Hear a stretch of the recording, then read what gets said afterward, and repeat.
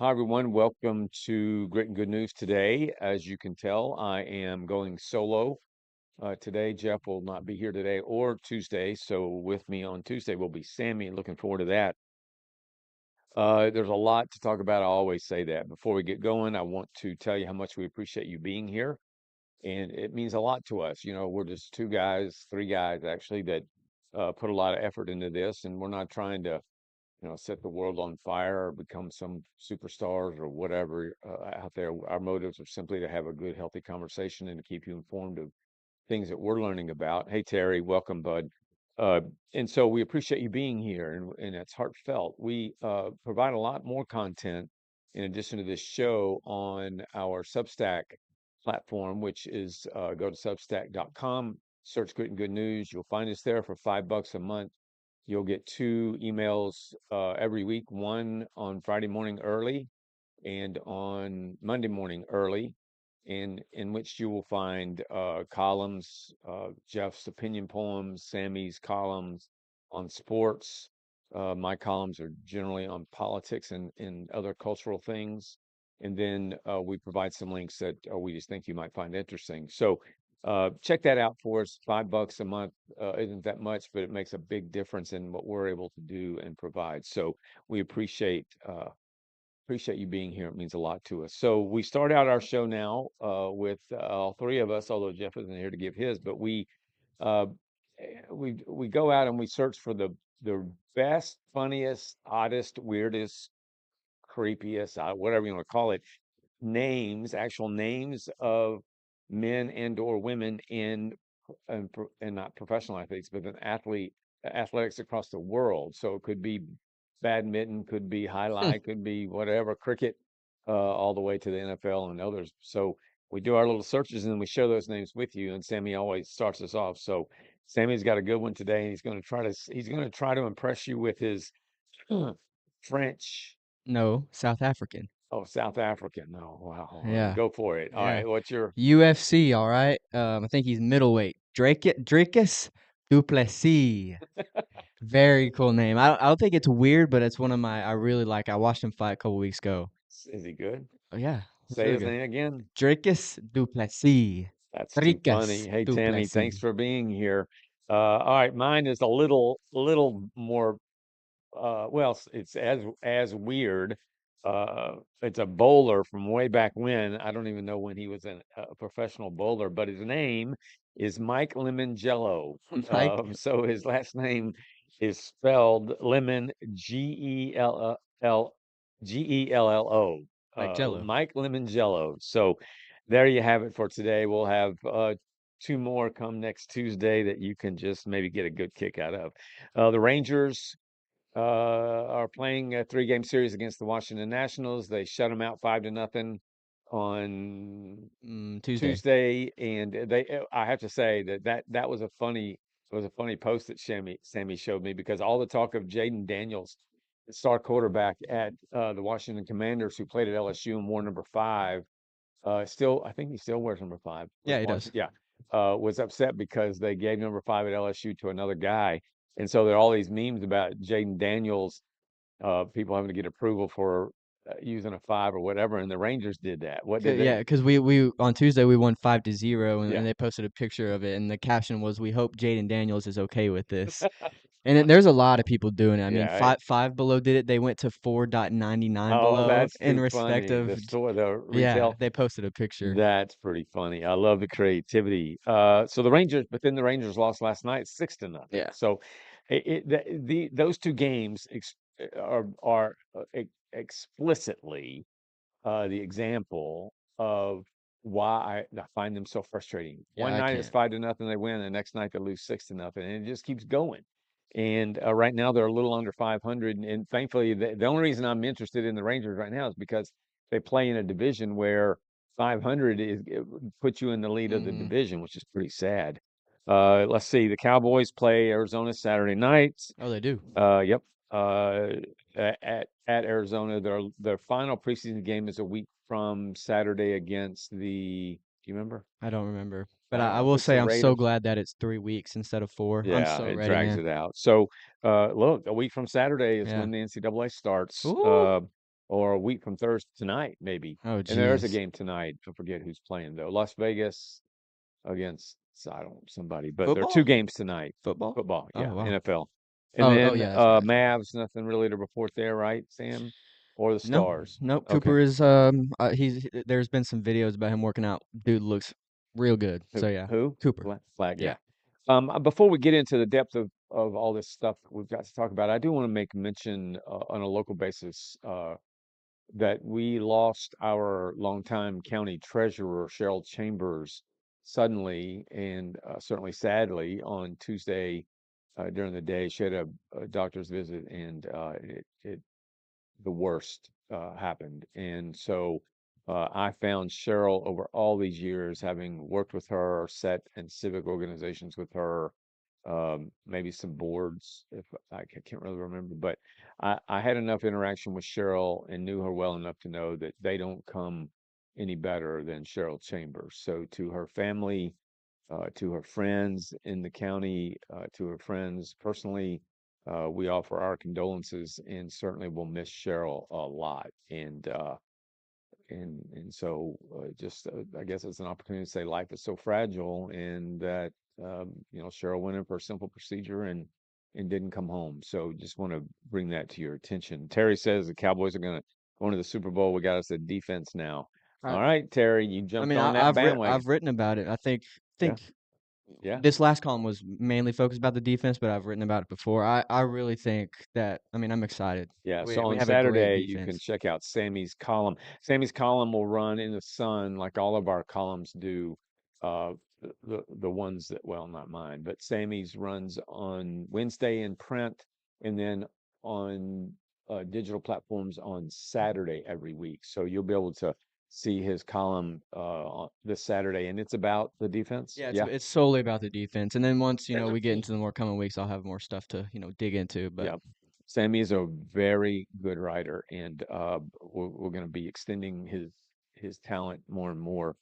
Uh, Cheryl was not only a good friend, but yeah, she was just a special person. So, um, let me see. I think Carl, just I'm going to run through these topics and then spend some time on certain ones that will obviously merit some attention, as you will see. Carmelo Anthony, the young man who stabbed Austin Metcalf back in April of 2025 up in McKinney, and who was found guilty, charged, found guilty, convicted to the crime, and then is now sentenced to 35 years in prison.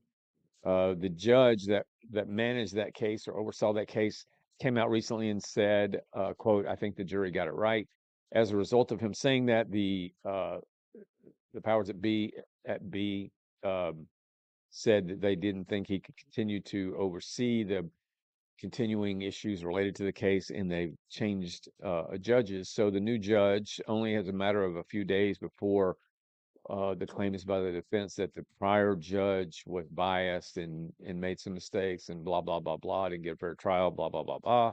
Uh, and so this new judge, I forget his name, but will have to make a decision coming this Monday about whether or not there'll be a new trial for Carmelo Anthony. And frankly, I think a new trial is a waste of energy. However, if I was, I won't ever be, but if I was Carmelo Anthony's parents, then I would be wanting a new trial any way I could get one. So I get where they're coming from, but from a purely justice standpoint, I think that what's happened and what we learned was enough. So, but we'll keep you informed of what's going on. I want to show you in a video. This is the cue up the winter in Florida. So winter in Florida, yeah. Tammy, it's good to well, thank you for that. That means a lot to Sammy, I know. So we we know that the Democrat Socialists of America, DSA as they're known, has got a bit of a headwind or a tailwind on their efforts across the country. We've seen it in New York, starting with New York and Mamdani and his gang, and then we've seen it spread to Colorado. We've seen it spread to Michigan. The attempt was to do so in get some momentum in Wisconsin. That didn't happen. But this past Tuesday night, there were elections in certain states across the country. One of them was Florida, Florida used to be a blue state, then toss up, and then now it's certainly with DeSantis and all the good work he's done down there has become more of a red state. So, but the DSA was running some candidates down there, and one of them was a woman by the name of last name Nixon, who was running against another Democrat who I guess was more of a typical left wing, liberal Democrat, which, never in my lifetime did I think we would hear that the left, as we know them, would have even another, really, what is a party, if you ask me, the Democrat Socialist Communists of America to their left. So those are the types of people that are running. I wanted you to see this video. This is who we're talking about here, and I only share it with you because it's just what's coming. And we've got to do something to stop these people, namely the Democrats, the Democrats that we've known this past decade. They're the ones, the Democrat Party's being overrun by these people.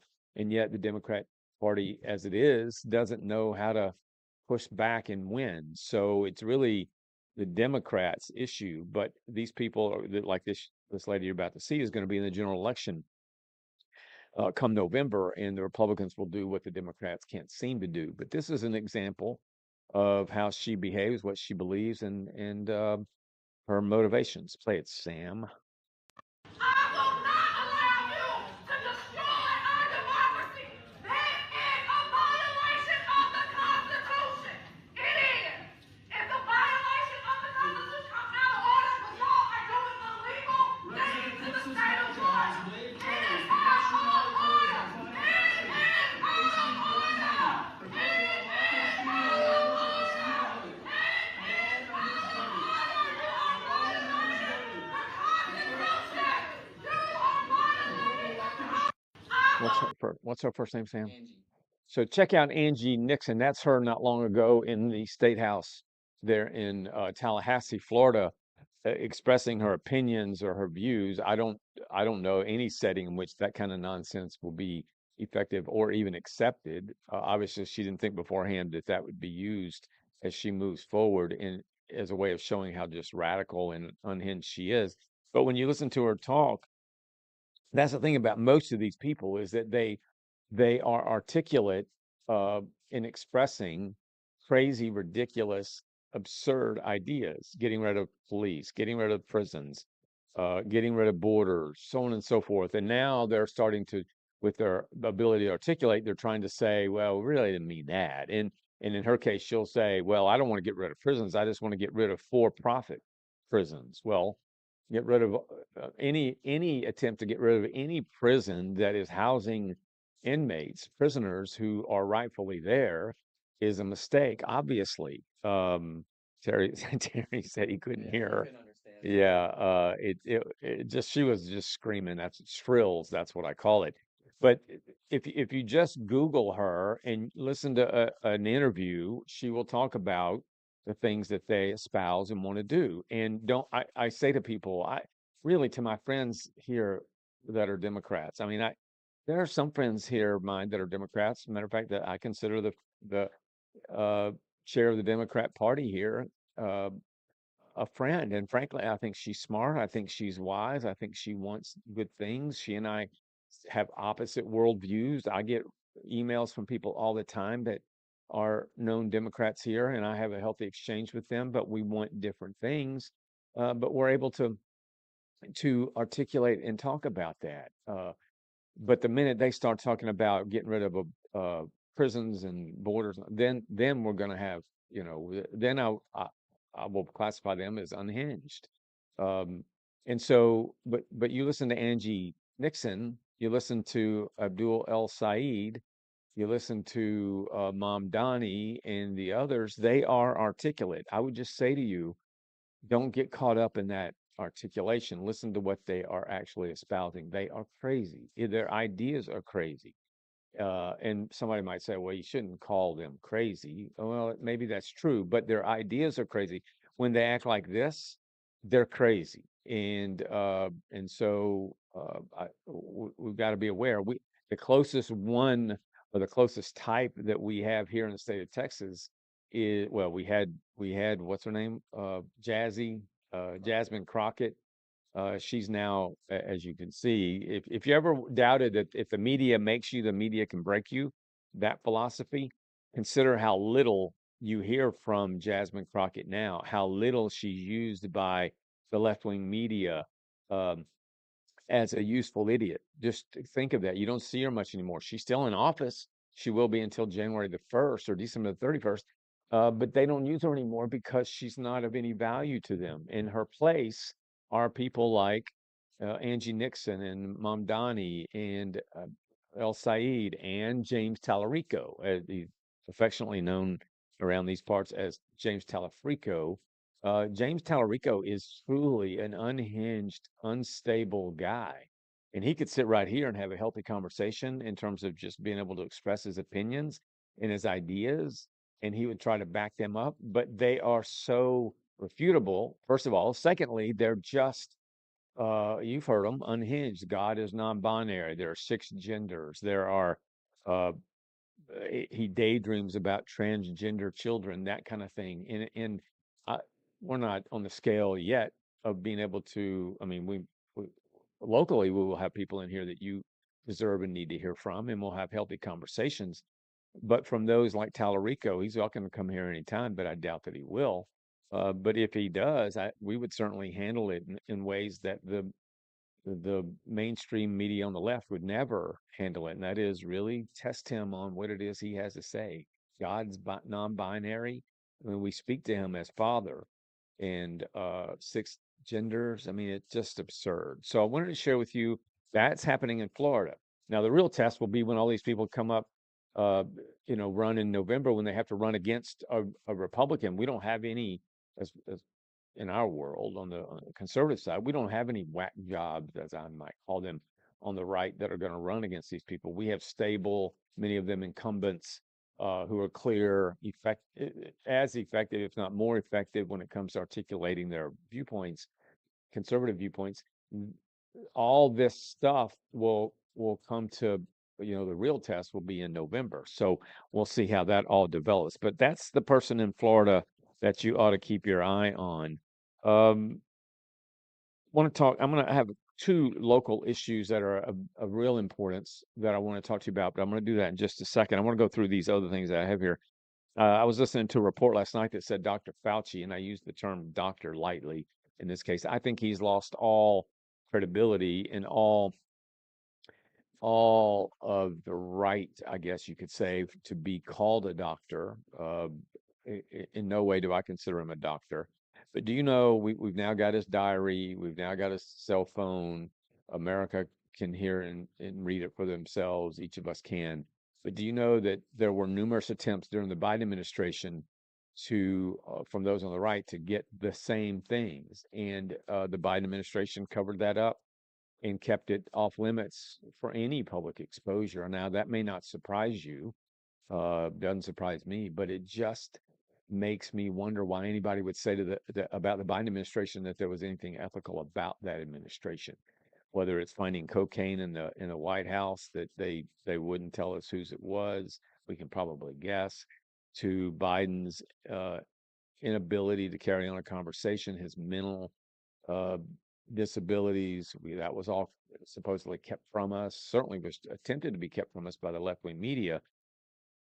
Um, and then other things that we are discussing, auto pen, that sort of thing. So I think people hate Trump for sure, but there's sometimes it's good to be hated, and I think if you're hated for doing the right things and for standing up for others and protecting this country, then hate me all day long. I think Trump relishes that kind of hate. Chuck says, "Wow, reminds me of a Harrison deal." Yeah, Brian Harrison and I, it's, the guy's just something's wrong. I mean, and we're going to talk about him in just a minute as it relates to this big local issue. But I wanted to share with you just that the guy really leading the charge in keeping the Biden in the Biden administration, keeping Fauci stuff suppressed was Xavier. But I don't know how to say his name real well. Becerra. He's actually the one of the leading candidates on the Democrat side for the governor's office in California. Uh, he was the Secretary of Education, if I'm not mistaken, in the Biden administration. But I think, but just keep that Xavier. Just remember the name Xavier as being somebody in the Biden administration that kept from you and from me and from the rest of the world what we deserve to know about. We have over the years sent FOIA requests, which are Freedom of Information Act requests to the federal government, and that's like finding a needle in a haystack for sure. They don't respond well or much or any at all. So it's pretty easy to keep things hidden. But Xavier Becerra or Becerra is the person you ought to remember as being the one who worked hard to keep things quiet. Nike, how about Nike? I tell you, I've got plenty of Nike things in my closet, and I know you guys do too. Nike was maybe still is the premier brand of athletic shoes, gear, hats, shirts, whatever, any sport. Nike though got caught up in the woke uh, era, and era is usually a generation or a decade. In this case, we can say the woke era, the COVID era, are simultaneous, and we're really between 2020 and 2023 or 24 when Trump got into office in early 25. So during that period of time, Nike, if you don't recall, I'll remind you that Betsy Ross, and I believe it was for the 4th of July, and I don't know what year, either 20 or 21, where Nike was going to come out with a Betsy Ross commemorative shoe. And because they got pushback from those in the woke, uh, what do you want to call it, generation, decided to put pressure on Nike, and Nike caved. So Nike got caught up more into this, in my opinion, into this woke atmosphere and just did things that were just woke. I mean, it was sick then, it's sick now. As we look back, it's even sicker. Matter of fact, not to digress, but you see these DSA people now calling it woke 1 or 1.0, and that we've moved on from that. They no longer believe the things they espoused and said back then, blah, blah, blah. That's warming them, trying to worm themselves out of their previous statements, but and they're not going to be able to. But that woke period was very real. Nike this week, it has been announced that Nike has lost. They're at their lowest stock value, shares, price, whatever you want to call it, in I don't know how long. It's been many decades, to the tune of a $200 billion valuation loss. And so Nike, I guess it's that old thing about, you're gonna pay the price for what you do at some point in life. Nike, in all its power of marketing and that sort of thing, might have said to themselves, we were woke, but we can get out of it by marketing ourselves differently. Well, that hasn't happened, and now Nike is just suffering. And I haven't bought Nike. I'm on a buying. What do you want to call it? I'm abstaining from buying for the foreseeable future, and so I haven't, purchased anything as of late. I got stuff in my closet I still got to wear, but what I was buying wasn't Nike, and for the most part. And so I get why Nike is having its trouble. Um, got a video here I want to show you of a. I think this is funny with football season coming, and we know that uh, it's already really started. Although nobody, I don't know, I shouldn't say nobody, but most people, most people, whether it's men or women, don't watch preseason stuff. And there really is no preseason for the NCAA, but NFL, like we just said, is on tonight. There are 2 games on TV. There are a lot more games being played tonight, tomorrow, and Saturday. They don't play on Sunday in the preseason. So there are a lot's happening, but really it's had kicked in. Uh, but I wanted you to see this very funny video. And on one hand, it's funny, and this is a guy explaining to his wife, and trying to justify why he watches or will be watching so much football during the football season. So for those of you who watch a lot of football, I'm one of them, and my wife is so kind to let me, well, I don't know if I should say let me do it. She puts up with it. Uh, and she's usually right there beside me, which one of my greatest comforts in life is just being with my wife. Most men don't say that, but that's how I feel, and so I like her being right there. But at some point, when it's the 4th hour and I'm still watching football, or the 8th hour or whatever, she's going to get up and go do whatever she's got to do.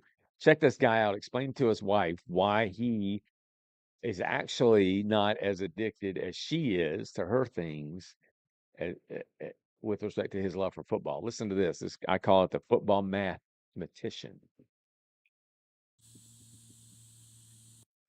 What are you trying to say? It's literally 14 hours a day on Saturday for college football, 10 and a half roughly on Sunday for NFL football. So it's about 25 hours a weekend. There's 14 weekends where the NFL and college football overlap. So that's about 350 hours total. And then there's 4 additional regular season weekends for the NFL after college football ends, which is an additional roughly 42 hours. Then you got to add in the NFL playoffs. That's 40 hours. The college football conference championships and the college football playoffs. That's roughly another 25-ish hours. So, I mean, in total, we're talking about 460 hours. That's a bit excessive, don't you think? Well, let me ask you this. How many TV shows on average do you watch a day? Like 2? Okay. So 2 shows, 45 minutes apiece, let's say roughly, so that's an hour and a half a day for 365 days. That's 547 hours. What do you call that? Relaxing. My point. You call that relaxing. You're spending 547 hours. That's almost 90 more hours than my 460. So what is the issue here? There you have it, guys. You can thank me later. You should keep that in your hip pocket. That dude is actually really good at math. Is That, he? that was pretty quick. Is that, Yeah. or is other posts like that? I mean, Yeah. about math? Well, I don't know. That was the only thing I've seen about that, but Yeah. that was pretty, impressive right Yeah. there. The response from my wife, if I were her, which I'm not, but if I were, and I'm sure she's already thought about it, is I watch those shows she watches with her, because we like series. We like last night was Nation's Dumbest, really good show if you ever get a chance to watch it. So I'm watching those with her, and then I also watch football. So she's got me there. But for those whose wives don't sit with you, watch football, that kind of thing, and I'm not saying Sonya will she'll hit the threshold and she's gone.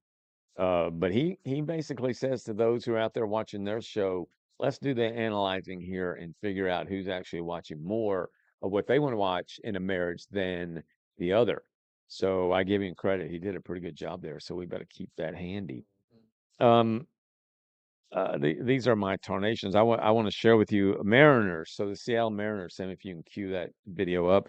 Seattle Mariners, who are in a close race with the Rangers to win the division. American League West, I believe it is. And so the Mariners, their games are important. Houston's games are important as it relates to the Rangers' ability to get into the playoffs. So Terry says, Vicky's always asking me what's going on when we're watching together. So one Christmas is one of her gifts. I got her a cup. There you go. Way to go, Terry. You're a brave man. Yeah. So this is a video excerpt from a game the other night. The Mariners were playing. I don't remember who they were playing, but they lost 22 to nothing. The Brewers. They lost 22. The Brewers are the best team in baseball, I think, or one of them. 22 to nothing. Well, I don't know. It may say, but I don't know what point in the game this is. Bottom of the 8th. So it's already probably 22 to nothing or 20 to nothing or something like 19 to nothing. So check out this. It's funny. And I guess when you're getting beat that bad, your mind goes adrift, right? So just watch this clip. Been the sacrificial lamb. Yelich to center. Julio is there, and he makes the catch. And Julio threw the ball into the seats. Julio threw the ball into the seats. That was the second out. With this. Well, the base is loaded. I think the bases were The loaded. bases were loaded, bottom of the eighth, one out. But my question is, what happens? Is it a ground They rule double? I think it's yeah, or the runners get the next base, Okay. something like that. But yeah, I mean he Just he that is just so he embarrassing. chunked the ball into the stands down 19-0. I probably would have too. Do you think the fans want that ball when they're They losing probably 19 to do. 0? I mean, somebody could say, yeah, this is not only is it the gaffe or the Yeah, mistake, true. but it's the game in which, True. there are not that many games in the Major League Baseball history that are 22-0. Yeah. Sonia says basically, now listen, everybody, you gotta I put gotta this in my bad. I context. gotta change the screen, fellas. Basically, I never get to watch anything I want, and I have to wait to watch our show until 11 p.m. when football is over. So I get home. Typically, we unwind. Sonia's gets off. She works from home, but is done at 6:30.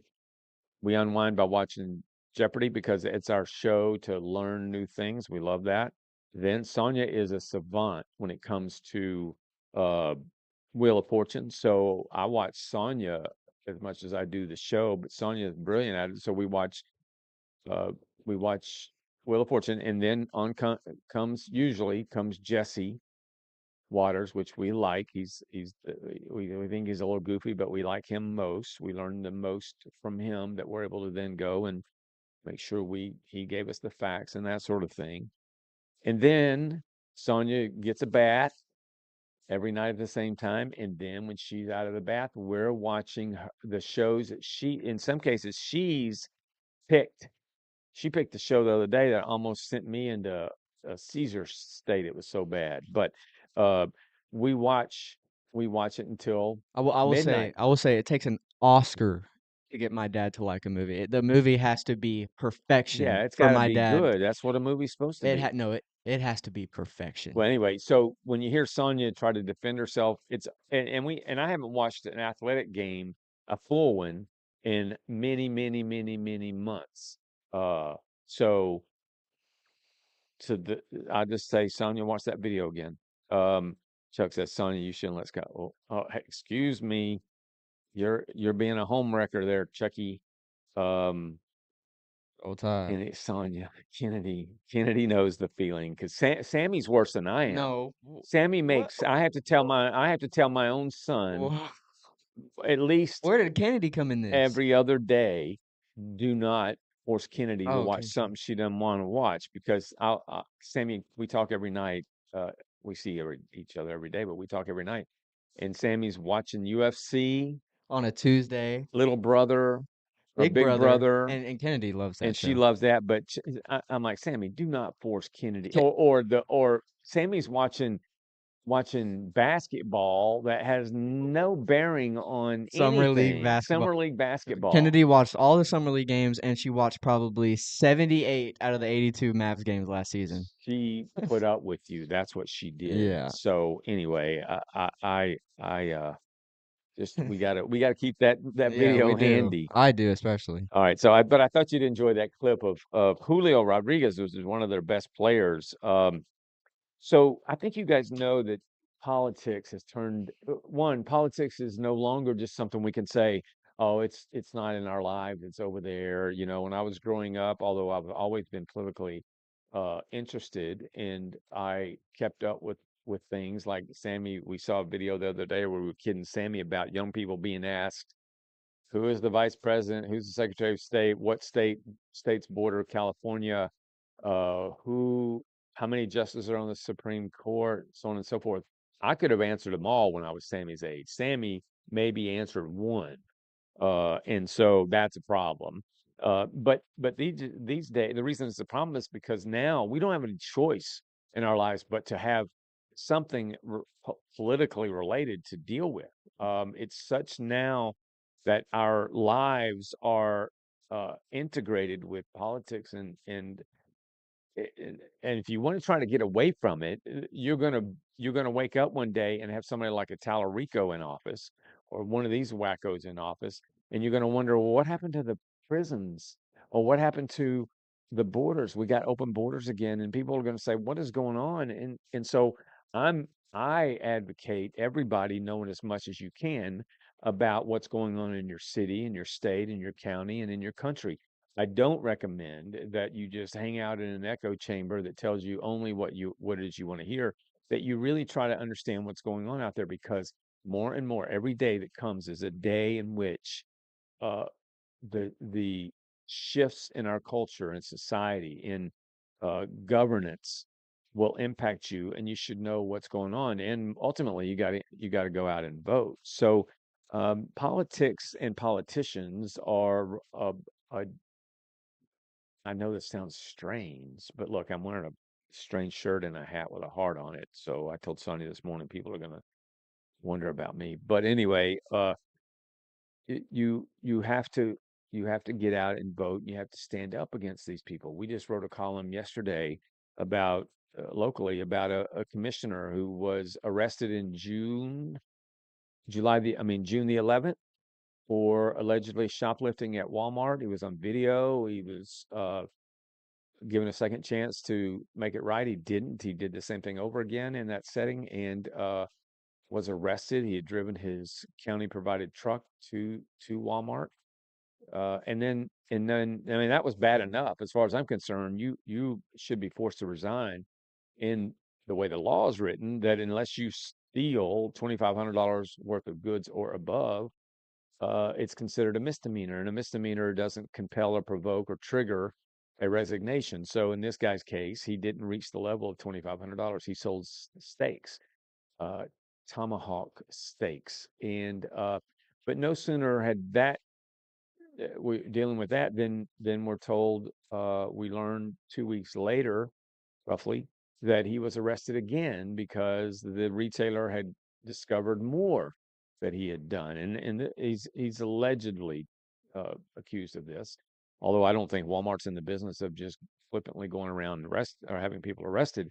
But I wrote a column yesterday saying, look, what that was 9 weeks ago.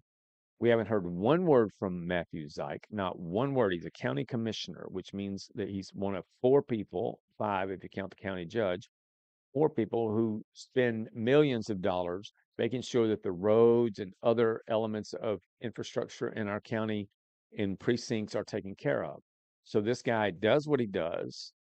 He The process will take care of itself, the legal process, but he doesn't say a word. Now he's 30 years old. Now somebody said to me the other day, well, he's young, he may not know. And I'm like, if you're able to run a race and win, if you're able to run a race and lose, your age doesn't matter to me. So I'm not going to give the guy a break on being 30 years old. But we haven't heard a word from him until last week. So 9 weeks go by. As my column headline said, two arrests, 9 weeks later, or 9 weeks, and then we get the first public statement this guy has to make, has to do with what he claims is the 12% increase in the county budget. Now, first of all, it's not a 12% increase. And for those of you that might believe that, it goes to the next column I'm writing, which is, or that will run, that's tomorrow, which has to do with, you see that on Monday, has to do with just believing things that you hear as sound bites. It's not a 12% increase. And shame on Matthew Zajic, shame on the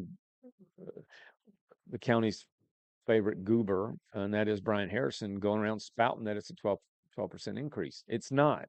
You have to do more work than just to look at that. But the point is that Matthew Zajic comes out with a paragraph statement on his fancy letterhead saying that he isn't going to stand for a 12% budget increase, tax rate, whatever you want to call it. He's not going to stand for that. He's looking out for the people of Ellis County and Precinct 2, and so on and so forth. Well, my column says you don't get to tell us if you've been accused of, and that the proof shows that you are a thief. You've stolen from a retailer more than, well, once is enough, but in this case, I think we'll see. But my opinion is, I don't know this to be the truth, but my opinion is that we're going to see that it was more than just twice. Um, but anyway, you don't get the opportunity or the right or the pleasure or the opportunity to tell us that you're now watching over the budget, and you're going to be a stalwart, and you're going to be a protector, and you're going to make sure the money's managed right and that sort of thing. You've been accused of being a thief, and you don't get to do that. You don't get to just be quiet about it, hope it'll go away. That's what he wants. I mean, I get that his attorneys may say, don't say a word. I get that, but could you not at least say, I apologize for the distraction it's created. I apologize for the chaos it's created. I apologize for whatever it is you hear out there. I, I, I am innocent. We've not heard any of that. Now, I'm accused of something publicly, particularly if I'm in elected office and I didn't do it. I'm going to make sure people know I'm not guilty. This guy hasn't said a word. And so my column basically said that you're not going to get away with this, and that the best thing for you to do for this county and for its people is to resign.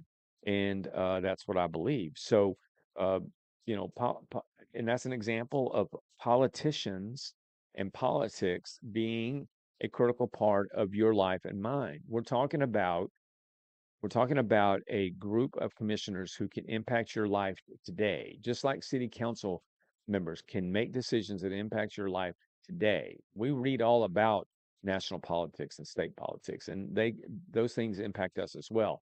But what Trump does about Iran, or what Trump does about uh, the border, I mean, that impacts us here in Texas. But there are things that done on a national state level that ultimately it will take a long time for us to ever experience or feel, if we ever do. But when it comes to school board, city council, county commissioners, those people make decisions that affect us almost immediately. And when it comes to budgets, that's an example, an annual budget that happen every year with every one of those entities. They impact us directly and quickly. So we cannot ignore that. We cannot say, I wrote in my column, there are a lot of people responding, well, I mean, some wise ass, excuse my expressions, people saying, well, don't you think the bigger issue here is the other issue I want to talk to you about in just a minute? Don't you think that, I mean, we're only talking about stakes, it amazes me. It's almost, I feel pity for those people who say, well, this guy, he just stole steaks. He sold, in the first one, $750 worth of steaks or whatever the amount was. Uh, and I guess, I don't know if those people are being intentionally uh, ignorant or if it comes natural for them. But the idea that we can just say, any elected official, that, so what? They just stole 750. Well, if they'll steal $750 worth of stuff, they'll steal $7,500 worth of stuff. And so I say all that to say this: politicians and politics mean a lot to us in our everyday lives. And to ignore it as though if you ignore it, they go away. Oh, it's analogous to the kid who pulls covers over their head because they don't want the monster under the bed to get them. You can't ignore these kinds of things. You got to stand up and make a case for these people being sent out of office. And I'm going to share with you in a minute just a bigger case, but I wanted to just say that to you now. That's why I show you these videos. Check out this guy. Speaking of politicians, this is a guy, current sitting senator from Georgia. His name is Jon Ossoff, Ossoff. If you have a list of the creepiest, most absurd, reprobate type politicians in the country today, let this guy be near the top of your list. Jon Ossoff in Georgia made this comment the other day at a rally, and I just want you to hear. What's wrong, Sam? Oh, okay. So listen to this guy. Pay attention to who he is, and remember the name Jon Ossoff. This is what he had to say. And while the sailors on the Lincoln fight his war, while he fruitlessly drains our munitions and oil reserves, the president sleeps through his meetings. He golfs and trades stocks. See, he doesn't want to do the job. He wants to build his ballroom and travel with Natalie on their apparently defenseless flying palace gifted by the Emir of Qatar. And while the sailors... So, did you catch? I mean, he's slamming Trump. Now, this is a guy who defended Biden as having it all together, and never saying a word. Or if he did say a word, it was that Biden is sharp and, has his bearings, knows what's going on, is coherent, blah, blah, blah, all the BS that we had to hear straight up lying about Biden.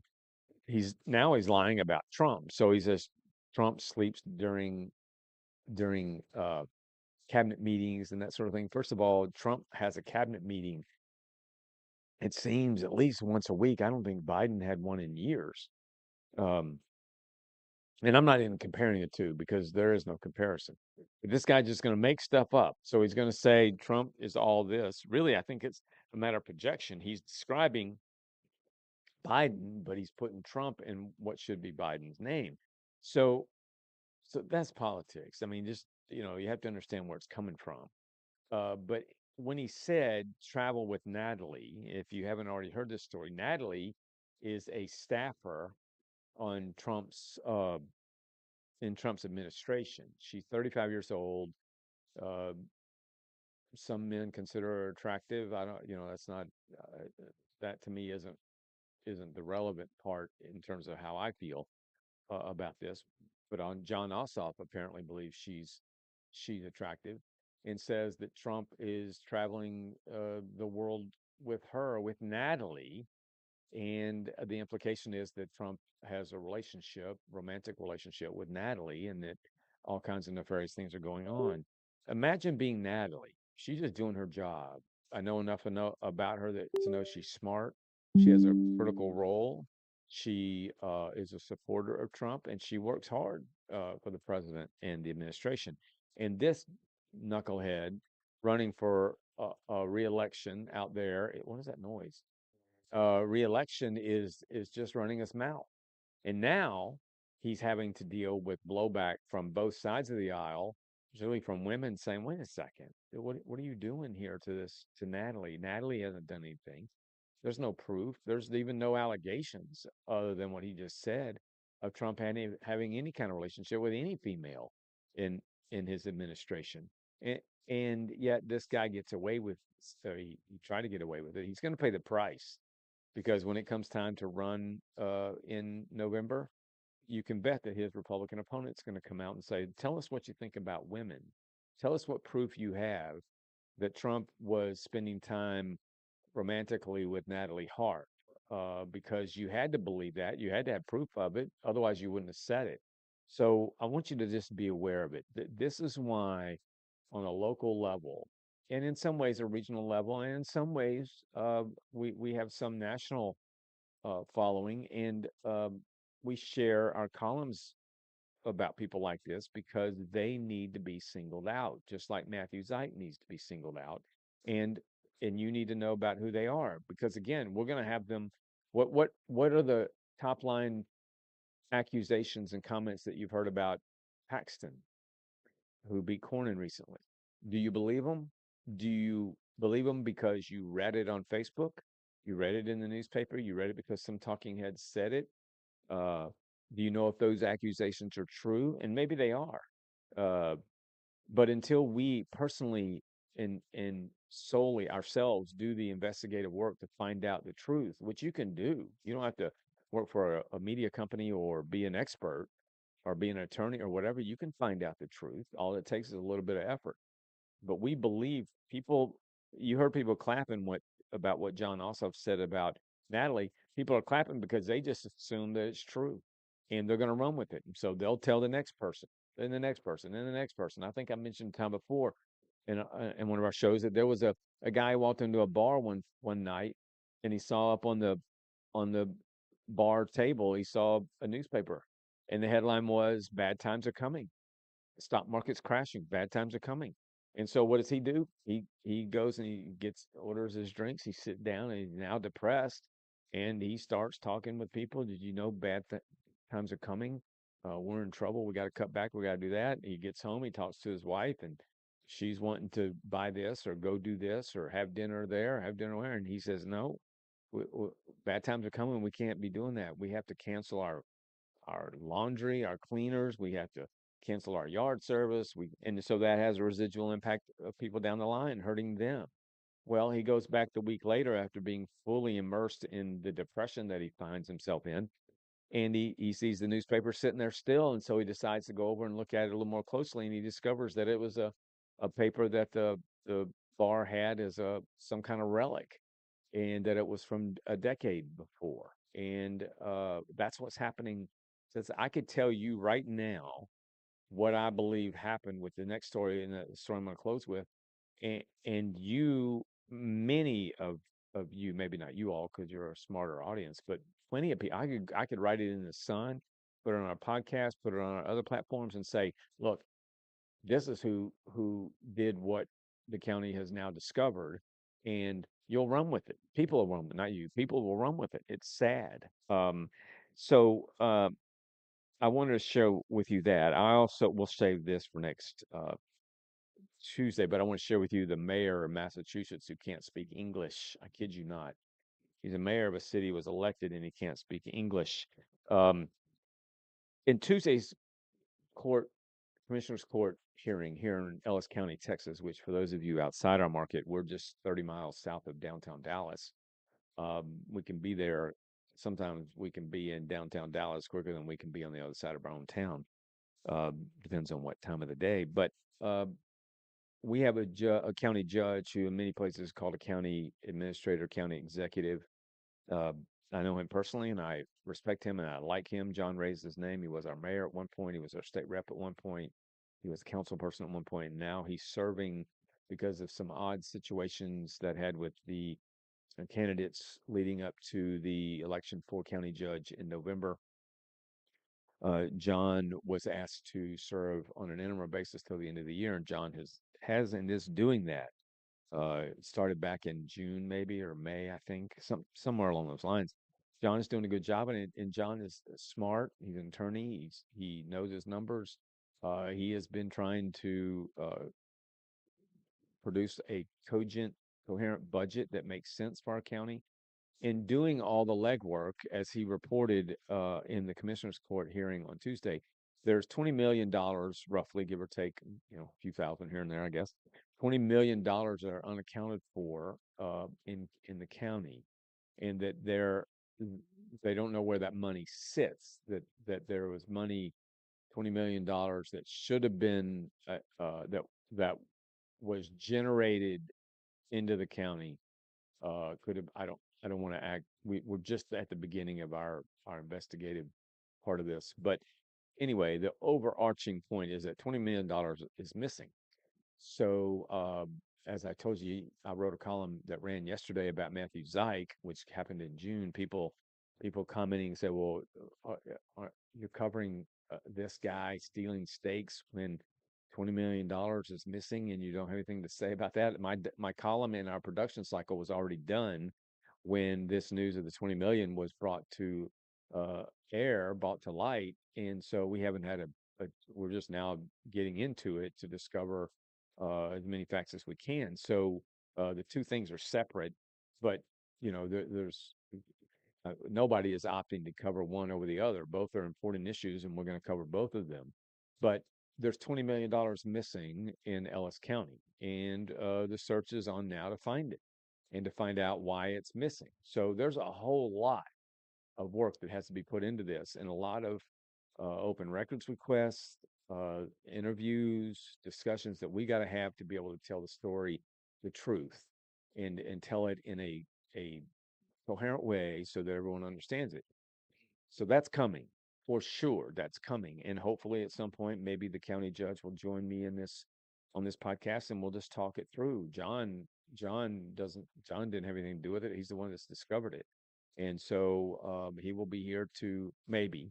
I'm not gonna, it's up to him, but I trust him, and so should you. So I share that with you, but I also want to share it with you in the sense that I could just give you some sound bites. I could just give you some anecdotal information. I could say, you know what, I think it's this person or that person. We've had people that have posted on my column about Matt Zajic and about a statement that we posted from John Ray on our social networks that somehow want to find out if the treasurer who just passed away Tuesday uh, had anything to do with it. A treasurer doesn't have anything to do with that stuff. That's not what a treasurer does. And the county has auditors, on staff auditors, so there isn't an issue with the treasurer. But people are saying, and almost in a sense, accusing the treasurer of having something to do with it. I mean, that's awful. And so the idea that we could just talk about it and me throw out crap and people just run with it, that's happening on a state, local, I mean, state and a national level all the time. Jon Ossoff's a good example of just running with stuff. And if you go back to Clarence Thomas, Brett Kavanaugh, remember the nonsense, the garbage, the slander, defamation that was thrown at them? Those are just people making stuff up and people just run with it. I mean, so we're not going to do that here. We're going to tell you the full story, but I do want you to know that we are going to cover these two things. We're going to continue to put pressure on Matt Zajic to resign. We got to fill in, I mean, a write-in candidate now for the general election in November. We will definitely be supporting her, and I don't know her uh, at all, so we'll learn more about her. But short of her being a thief, which I highly doubt she is, we're gonna we're gonna support anyone but Matt Zajic being in office. Anyone like Matt Zajic. So I wanted to share that with you. So there you have it. We have a whole lot more to talk about, but we have 4 minutes to go. Sammy, do you have anything you wanted to? What's wrong with it? All right, so I'm going to tell you guys, we do our true facts that sound like BS, and you guys like to weigh in on it. We don't have our day in history because that's Jeff's gig, and we don't have our poem.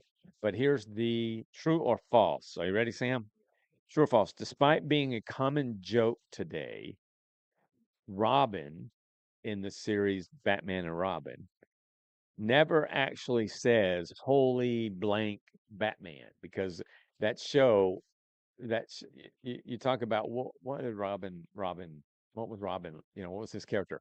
Well, yeah, he would say any kind of any number of hundreds of things he would say after holy Batman. Holy cow, Batman, holy moly.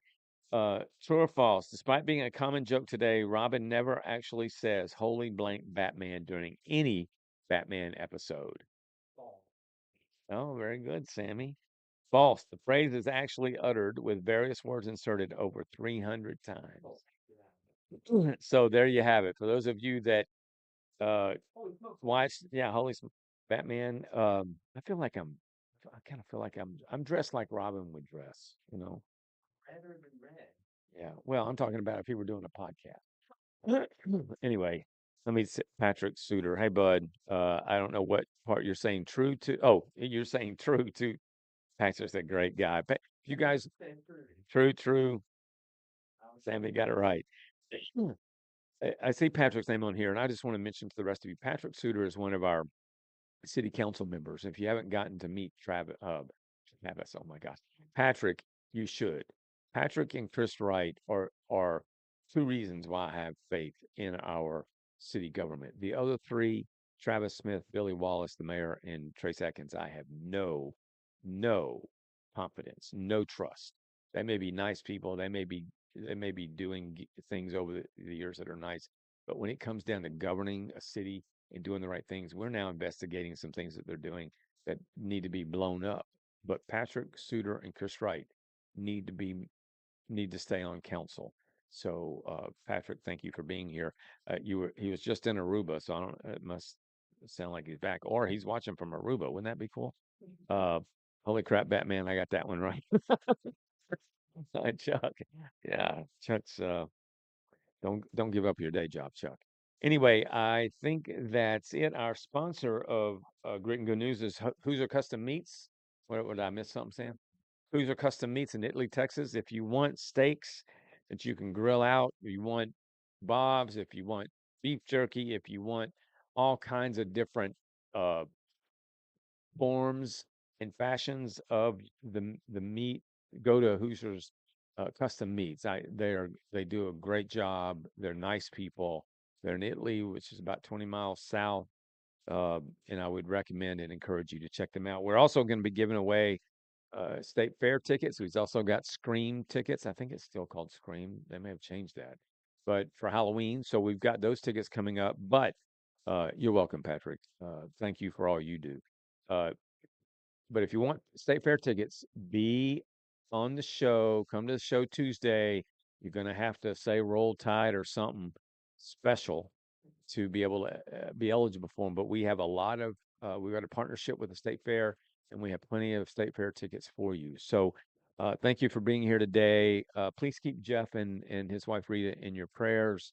They're dealing with some things today, and it would just be good for you to ask God to watch over them. So appreciate you being here. Check out the waxahachiesun.com. You also can check us out. You come to the office. We got plenty of print products there. Check out Grit and Good News every Tuesday and Thursday from noon to 1 o'clock. But thank you for watching. We appreciate you very, very much, and we'll see you on Tuesday. Bye-bye.